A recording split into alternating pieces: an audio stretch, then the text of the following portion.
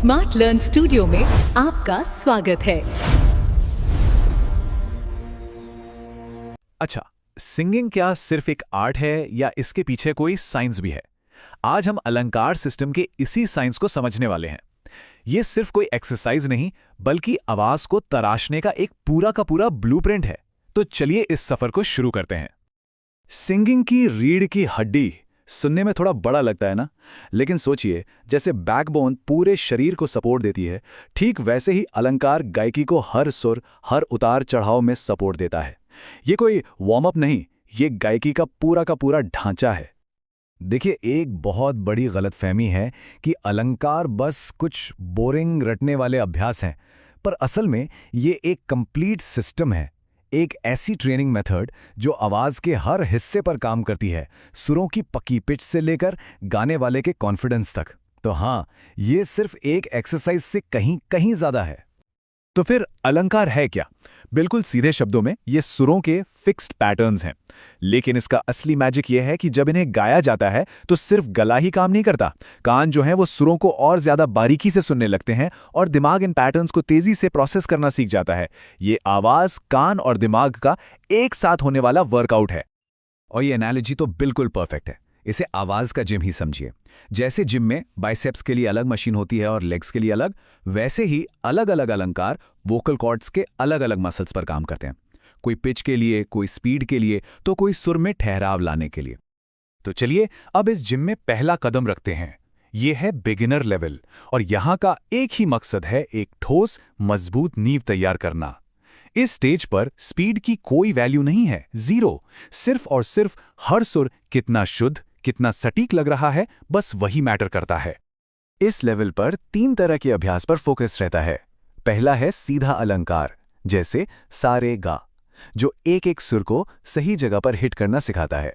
फिर आता है एक स्टेप अलंकार, जैसे सा गा। इसमें एक सुर को जंप किया जाता है। ये प्रैक्टिस आवाज को मुश्किल जंप्स के लिए तैयार करती है। और तीसरा है दोहराव, जैसे सा सा रे रे, जो एक ही सुर पर आवाज को स्टेबल रखना यानी ठहराना सिखाता है, जिससे वोकल कॉर्ड्स में कंपन कम होता है। एक बार जब नींव पक्की हो जाए, तब हम अगले लेवल पर बढ़ते हैं, इंटरमीडिएट लेवल। यहां का गोल सिर्फ सुरों को सही लगाना नहीं है, बल्कि उन्हें एक दूसरे के साथ बिल्कुल मक्खन की तरह कंट्रोल के साथ बहाना है। यहीं से स्पीड और सांस यानी कि ब्रेथ मैनेजमेंट का असली खेल शुरू होता है। यहां टेक्निक्स और भी मजेदार हो जाती हैं।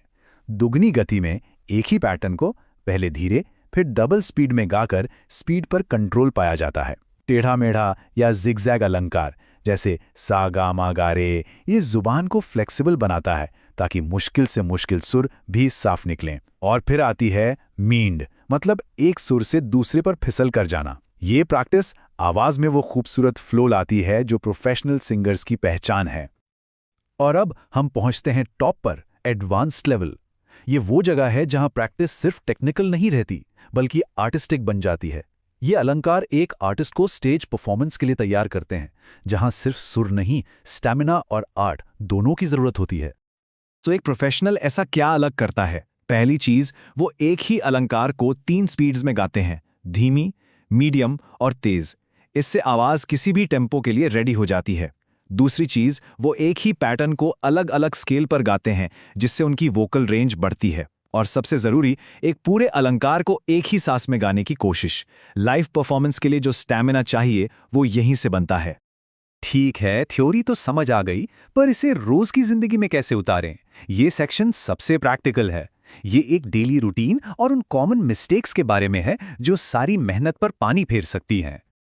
ये एक प्रूवन 30 मिनट का रूटीन है।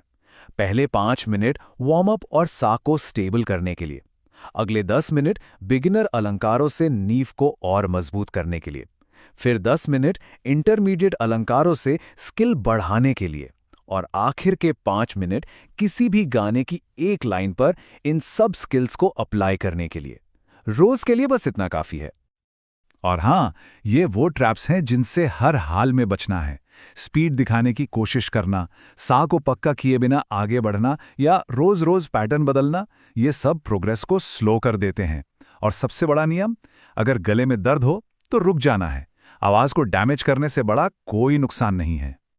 अब आते हैं इस पूरे सिस्टम के निचोड़ पर, वो 5 गोल्डन रूल्स जो हर गुरु अपने शिष्य को सिखाता है।